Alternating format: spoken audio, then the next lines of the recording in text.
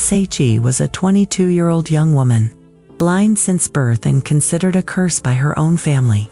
But when the alpha vampire caught the scent of her pure blood through the basement stones, no one knew that this supernatural encounter would awaken ancestral powers and change the destiny of that bloodline forever. Dense fog covered the abandoned mansion like a ghostly shroud, while silver moonlight streamed through broken windows, casting dancing shadows on the moldy walls. Wind howled through the cracks of the old structure, carrying the distant echo of chains dragging across the stone basement floor. The air was thick with the acrid smell of mold mixed with the metallic aroma of ancient blood, and traces of incense burned in forgotten rituals. Flickering candles scattered throughout the corridors cast a weak and menacing light, making every shadow seem to come alive. Deep in the cold, damp basement, Luna sat in the darkest corner, her once pristine white dress, now torn and stained with dirt and time. Her blue eyes, though sightless, glowed with a strange luminosity beneath the cloth blindfold her family had tied years ago, claiming that cursed eyes must not see God's light. Her porcelain pale skin contrasted with the old bruises on her thin arms, marks of the daily cruelty she endured. Her trembling hands held a piece of stale bread, her only meal of the day, while her heart beat in the melancholic rhythm of someone who had already given up dreaming of freedom. Fear had become her most constant companion, even more than loneliness itself.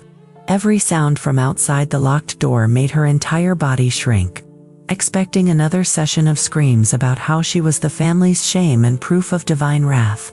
Resignation had taken hold of her young soul, molding her into a painful acceptance that this dark basement would be her world forever. She whispered silent prayers, not asking to be cured of her blindness, but simply pleading for one day without pain. Upstairs, in the mansion's main hall, her family gathered as they did every night to discuss the problem. Her father, a man with a stern face and cold eyes, pounded his fist on the old wooden table as he spoke. That aberration continues to bring bad luck to our house. Since she was born, nothing goes right. Crops die, animals flee, even the neighbors avoid us. Her mother, her face marked by superstition and hatred, nodded in agreement. We should have gotten rid of her when she was still a baby. Sightless eyes are the devil's mark. Everyone knows that. The older brother completed the symphony of cruelty. She shouldn't even be alive. She's an affront to nature and to God. Every day she breathes in this world, she brings more curses to our lineage. The discussion in the hall intensified with each venomous word. The father rose from his creaking chair, his heavy steps echoing across the worn wooden floor. It's not cruelty, it's protection. Protection of our lineage, our name, our eternal salvation. His eyes sparkled with a mixture of rage and twisted conviction. That creature down there is not our daughter. She's a test from God for our faith, and we will pass this test, even if she has to stay locked up until the end of her days. The mother wiped false tears with a dirty handkerchief, her voice trembling but firm. I carried this curse in my womb for 9 months. I felt every kick, every movement of that thing inside me. When she was born with those lightless eyes, I knew God was punishing us for some hidden sin. She compulsively made the sign of the cross. The basement is the safest place for her and for us. Away from curious eyes, away from the temptation to let her contaminate other pure souls. The older brother, his face hardened by farm life, concluded, "You saw how the priest reacted when he learned about her. He said children like that are doorways for evil to enter the world. Our obligation is to keep that door tightly locked." He pointed to the floor, knowing that below, Luna could hear every word through the thin boards. 3 years have passed since she went down there. 3 years of relative peace. We won't ruin that now with misplaced pity. Down below. Luna pressed her hands against her ears, trying to muffle the words that fell upon her like sharp stones. Each phrase was a new wound in her already torn heart. She had stopped crying long ago. Tears were a luxury her dehydrated body could no longer afford. The damp basement had become her complete reality, for rough stone walls, an old cot with a thin blanket, a bucket for her needs, and the perpetual darkness that, ironically, made no difference to her blind eyes. The smell of mold mixed with her own filth had become so familiar she no longer noticed it. Her clothes, the same white dress she wore when locked away, were now dirty rags that barely covered her gaunt body. Food came once a day through a small opening in the door, always cold leftovers. Dirty water, crumbs she had to pick off the floor like an animal. Suffering had shaped every fiber of her being, but it had also awakened something strange within her, a silent resistance. A small but inextinguishable flame of hope she couldn't explain. It was on that night, when the family finally went upstairs to sleep, and the mansion plunged into deathly silence, that he appeared. Damon, a creature of supernatural beauty and magnetic presence, with red eyes like fresh blood, and a presence that made the very air vibrate with energy, glided through the shadows as if he were made of darkness itself. He sensed that this soul was more than a simple mortal, but he had to maintain his distant pose. The predatory nature that had governed his existence for over 500 years. He didn't need to open doors or break locks. Like dense mist, he passed through the basement stones, slowly materializing in the corner opposite Luna's. The supernatural cold emanating from his body made the room's temperature drop drastically, creating ice crystals on the damp walls. His presence carried an impossible to ignore magnetism. Even Luna, deprived of sight, felt every cell of her body react to the ancestral energy pulsing from him. The silence that followed was more eloquent than any words. Luna slowly raised her head, her breath creating small clouds in the frozen air. While Damon remained motionless, studying that fragile yet strangely luminous figure in the darkness. It was as if two opposing forces, light and shadow, purity and curse, life and eternity, recognized each other after centuries of separation. Damon's voice cut through the silence like a sharp blade, deep and melodious. "You don't belong in this place." Luna felt each word reverberate in her bones, a vibration that went beyond physical sound. "Come with me." It wasn't a request, but it didn't sound like a cruel order either. It was something between a promise and an inevitable destiny. When Luna placed her trembling hand in his, it was like touching liquid ice that burned. In an instant that defied all laws of physics, she felt her body dissolve and recompose. Being transported through dimensions her human mind could barely process. The claustrophobic basement disappeared, replaced by something magnificently terrifying. Damon's castle rose like a Gothic cathedral dedicated to eternity. Black marble pillars supported impossibly high vaults, decorated with stained glass that filtered moonlight in shades of blood red and deep purple. Ancient silver chandeliers hung from the ceiling, their candles never completely consumed, creating dancing shadows that seemed to have lives of their own. The contrast with the damp, cramped basement was so brutal that Luna felt dizzy, even while standing. "This is how it is," said Damon, his voice echoing off the stone walls. "If you want to survive the transformation, you have to learn that your humanity has no place in this world." He walked around her like a predator, studying its prey, but there was something more in his red eyes, an ancestral curiosity, perhaps even a different kind of hunger than the thirst for blood. It was then that a figure emerged from the shadows. Athena, an ancient witch with silver hair and violet eyes, who had served Damon's lineage for over 200 years. Her long pale fingers delicately touched Luna's face, and she whispered in a voice that seemed to come from multiple dimensions. "This is not an ordinary transformation, my lord. Her blood carries something ancestral, something that awakens." The first days were a whirlwind of impossible sensations. Luna discovered that her blindness had transformed into something completely different. She could see through other supernaturally amplified senses. Every heartbeat in the castle was like a drum in her ears. Every drop of blood in every body was like a red beacon in her expanded perception. The thirst growing within her was different from human hunger, was a need that seemed to tear her soul inside out. "I already told you that you have to control the thirst, not surrender to it," Damon corrected her when Luna doubled over in pain, her hands clawing at the marble floor.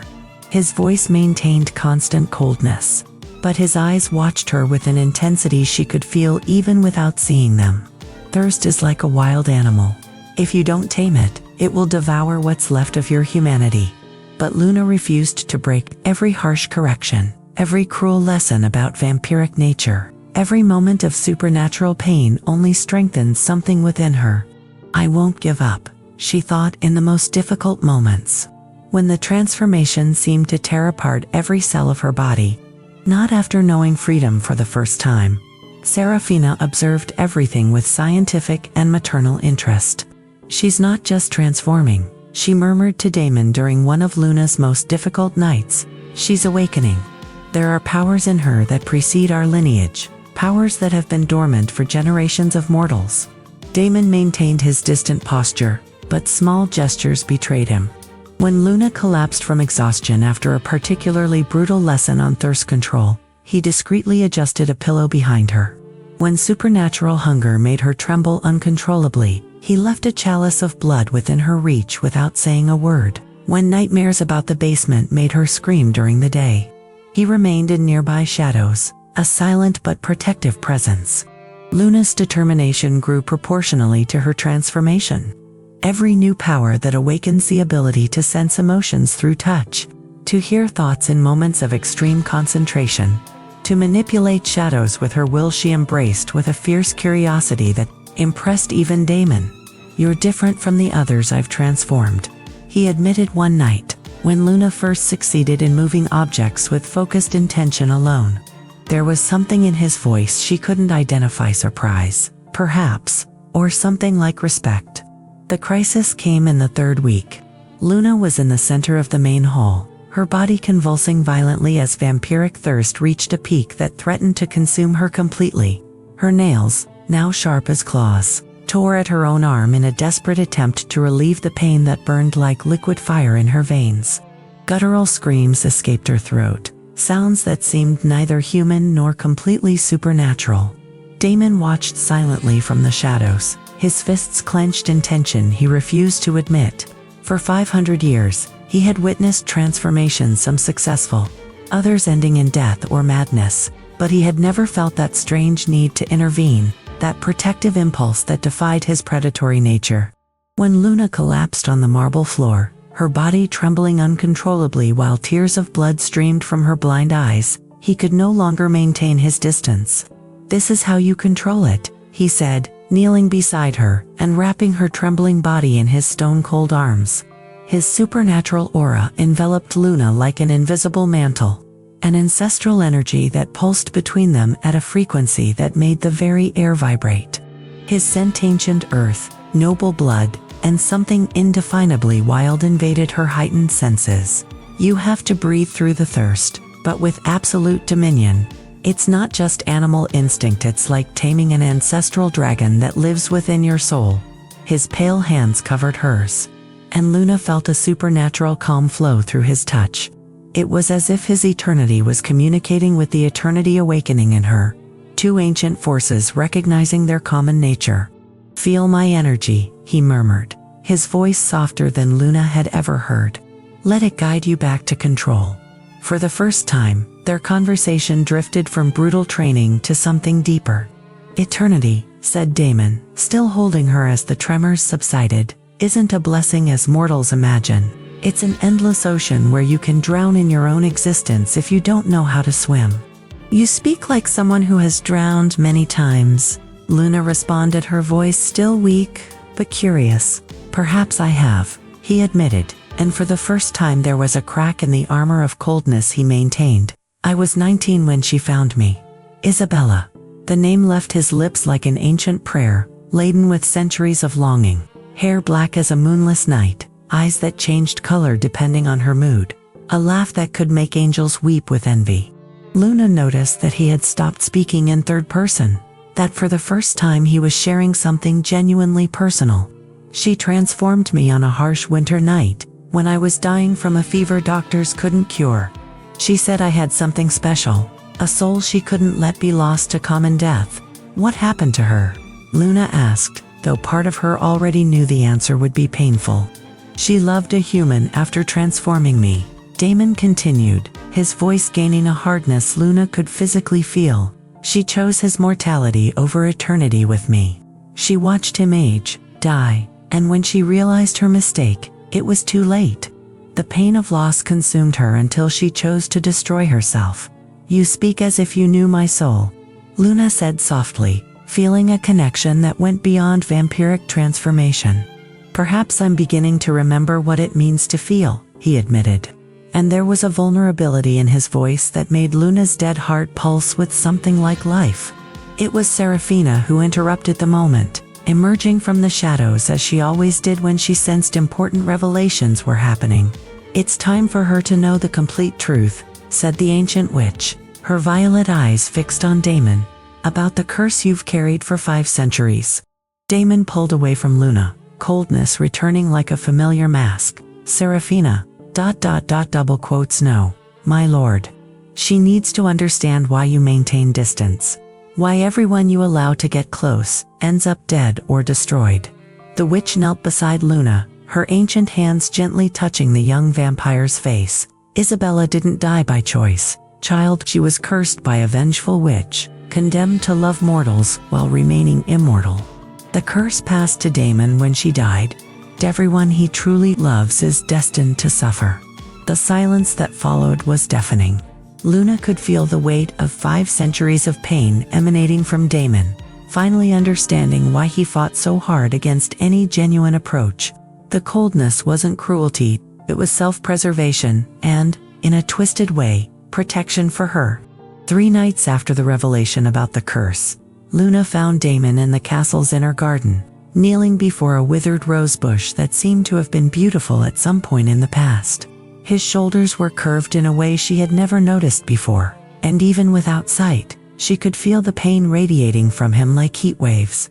She planted these roses when we still believed we could have a normal home, he murmured, without turning to Luna. She said flowers were proof that even creatures like us could create life instead of only destroying.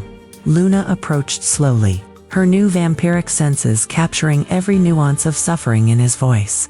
It was then that something extraordinary happened without conscious thought. She extended her hands over the dead roses and a golden warm energy flowed from her palms. The magic pulsing within her wasn't vampiric or dark, but something older and purer. The dried roses began to sprout green leaves. Their stems gained vigor, and within minutes, flowers red as fresh blood bloomed in all their glory. The sweet, intoxicating perfume filled the night air, creating a magical atmosphere that made even Damon rise slowly, his red eyes wide with genuine surprise. How did you ... he began. But the words died in his throat when he realized Luna was trembling from the effort, a golden light still pulsing softly around her body. I don't know, she admitted, her voice weak but satisfied. I just felt your pain and wanted to ease it somehow. It was the first time in 5 centuries that someone had used magic to heal something he loved, instead of destroying it. The purity of Luna's intention, the fact that she had spent her own energy to bring beauty back to his life, touched something deep within him that he had buried long ago. You shouldn't have done that, he said, but his voice carried no reproach. There was something like reverence. You spent your energy for me. It wasn't for you. Luna lied gently, a small smile touching her lips. It was for them. Everyone deserves a second chance to bloom. In the nights that followed, Damon began including Luna in activities beyond basic training. He taught her to fly, or rather, to glide through shadows as if she were made of mist and dreams. Together, they roamed the night skies, Luna experiencing absolute freedom for the first time in her existence, while Damon rediscovered the beauty of flight through her eyes or perception. During one of these nightly adventures, while resting atop the castle's highest tower, the cold dawn wind made Luna unconsciously move closer to the supernatural warmth emanating from Damon. When he noticed, he was wrapping her with a shadowy wing he had materialized instinctively. The physical contact created an instant energetic connection. Luna could feel every memory, every emotion, every emotional scar Damon carried, while he experienced the purity and indomitable strength pulsing within her. It was as if 2 halves of an ancestral soul finally recognized each other. This is dangerous, Damon murmured, but didn't pull away. His voice was hoarse in a way Luna had never heard before. I know, she replied, turning her face toward his, feeling his cold breath against her skin. But maybe some dangers are worth it. The tension between them was charged with supernatural electricity. Each breath created small sparks of energy in the air, each heartbeat synchronized with the others in an eternal dance that defied vampiric nature itself. Luna could feel Damon's internal struggle, the desire to get closer, fighting against centuries of self-protection. "Don't fool yourself, okay?" he said finally, his voice laden with a despair that broke her heart. "I'm still the same cursed creature as always. Everyone I love ends up destroyed by my nature." Luna turned completely toward him, her hands finding his face in the dark. "I know," she said softly, her fingers tracing his jawline with a tenderness that made Damon close his eyes. "But sometimes even the darkest souls need a little light. What if the light burns out trying to warm the darkness?" he asked, his voice almost a whisper. "What if the darkness learns to shine instead of consuming the light?" Luna responded, pressing her forehead against his. "What if the curse is broken not by magic, but by someone strong enough to love you without being destroyed by it?" For the first time in 5 centuries, Damon Salvatore allowed someone to see his complete vulnerability. And for the first time in her life, Luna discovered she had been born not to be saved, but to be salvation itself. The moon bled red in the sky when Damon brought Luna to the most sacred place in all his domaina, ancestral circle, an ancient cemetery in the heart of a forest that had existed since before the castle's foundation. Moss-covered runic stones formed a perfect circle around a black marble altar, where generations of his vampiric lineage had been buried or transformed throughout the millennia. Mystical aurora danced between the centennial trees, creating bands of greenish and golden light that intertwined with the lunar red in a visual symphony that defied nature's laws. The air was charged with magical energy so dense that Luna could feel it like electricity running across her skin. This was a place where the veil between worlds was thinner, where confessions became eternal vows, and where lies simply couldn't exist. "Why did you bring me here?" Luna asked, her voice echoing strangely in the sacred space. Damon remained silent for long moments, walking slowly around the circle of stones as if preparing for a ritual. When he finally stopped before her, his red eyes reflected the supernatural light in a way that made them seem like windows to eternity. "Because lies don't survive in this place," he said finally, "and I'm tired of lying to myself." His voice carried the weight of 5 centuries of solitude. "The curse I carry isn't just about loving and losing. It's about never allowing anyone to get close enough to discover that beneath all this darkness, there's still a heart that beats with hopes I should have abandoned long ago." Luna approached slowly, feeling the place's ancestral energy pulsing around them like a giant heart. "Tell me about the curse. The complete truth." Damon closed his eyes, and when he opened them again, there was naked vulnerability that made Luna's dead heart accelerate. Isabella wasn't just cursed to love mortals. She was cursed to destroy everything she loved through the very intensity of her love. Every person she touched with true affection withered and died, consumed by the supernatural force of her feelings. When she died, the curse passed to me like a poisonous inheritance. Thirst became armor, he continued, his voice gaining a hypnotic quality that made the runic stones themselves glow more intensely. Coldness became defense. Every wall I built, every distance I maintained, every heart I broke before it could surrender completely, all of this was to protect people from my own capacity to love. Luna could feel the pain emanating from him like heat waves. But she could also feel something more, a golden light pulsing within her, growing stronger with every word he spoke. "But now you appear with this luminous purity that breaks all my defenses," he said, his voice breaking slightly, "and you begin to awaken feelings I buried centuries ago. You make me want to believe that maybe, this time, love doesn't have to be a death sentence." The silence that followed was filled only by the whisper of supernatural wind through the ancient trees.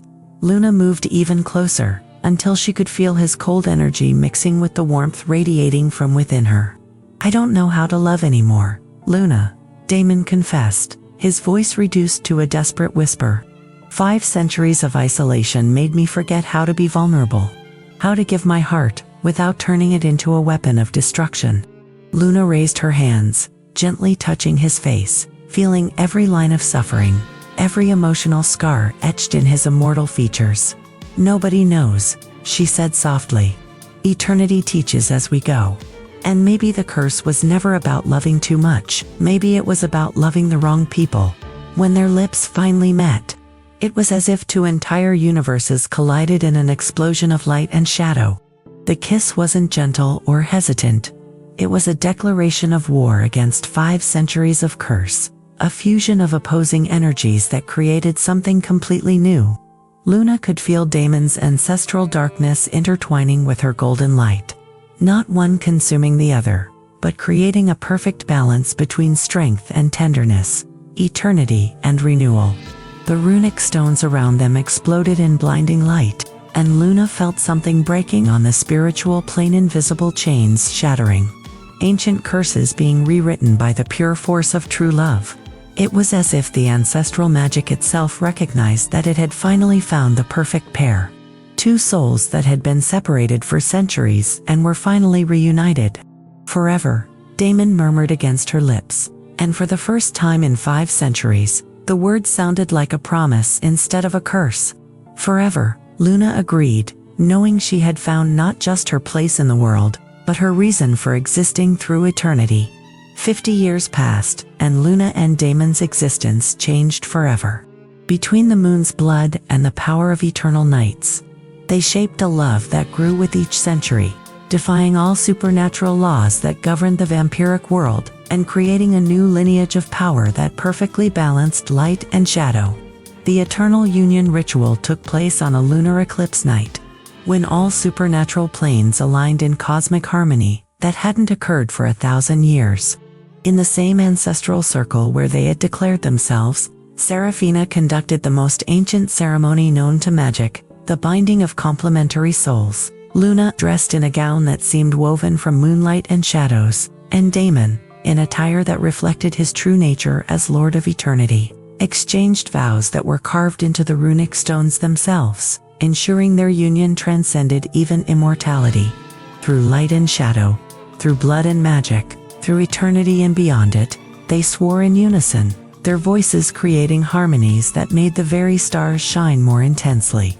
When the ritual was completed, a new constellation appeared in the sky, 2 intertwined stars that ancient vampiric texts called the Guardians of Eternal Balance. The awakening of Luna's supernatural lineage was a phenomenon that changed the entire structure of global vampiric power.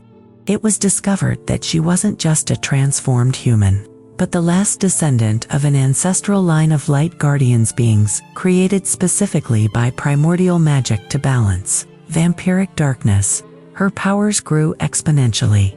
She could heal supernatural wounds with her touch, purify blood contaminated by ancient curses, and even restore the capacity to feel genuine emotions to vampires who had lost their humanity centuries ago. Damon, in turn, discovered that his union with Luna had broken not only his personal curse, but unlocked ancestral powers of his own lineage that had been dormant for millennia. He could now control not just shadows, but the very essence of eternity, molding time and space around him. Together, they became rulers of a prosperous vampiric realm that extended through parallel dimensions, a place where creatures rejected by both worlds, mortal and immortal, found refuge and purpose. But the sweetest poetic justice came when they returned to the mansion where Luna had been imprisoned. The family that had locked her in the basement for years had become a group of bitter and lonely people, consumed by the superstition and hatred they had cultivated. When Luna appeared at the front door, now radiant with supernatural power and beauty, accompanied by Damon, whose presence made the very air vibrate with ancestral authority, they could barely recognize the aberration they had rejected. "You taught me that the true curse isn't being born different," Luna said, her voice carrying echoes of power that made the mansion's windows tremble. "The true curse is choosing hatred when you can choose love, choosing fear when you can choose understanding." She didn't punish them with violence or revengeance. She used her powers to show them visions of what their lives could have been if they had chosen to accept instead of reject, to love instead of fear. The cruelest punishment was leaving them to live with the knowledge of what they had lost through their own cruelty. The cycle of curse was completely broken when Luna and Damon began rescuing other rejected creatures, young vampires, abandoned by their creators, humans with supernatural gifts rejected by their families, even other supernatural beings who had been exiled for their mixed nature. Their castle became a sanctuary where difference was celebrated instead of feared, where true love was seen as the most powerful magic of all. Serafina, now official advisor to the new realm, watched everything with maternal satisfaction. In 500 years serving this lineage, she frequently commented, "I've never seen magic smile as much as it smiles now." The roses Luna had resurrected in the garden grew to become a magical forest surrounding the entire castle. Their petals red as blood, but their perfume sweet as fulfilled promises. Each flower represented a life saved, a heart healed, a rejected soul that had found its place in the world. In that castle that once witnessed only ancestral solitude and secular curses, now echoed the laughter of vampire children playing in the corridors and songs of gratitude from creatures who had found their true family. The love that seemed impossible to be born in that darkness flourished and grew, showing that even the most ancient curses can transform into blessings, as long as one has the courage to embrace destiny and discover that sometimes being rejected by the world is just the first step toward creating a better world.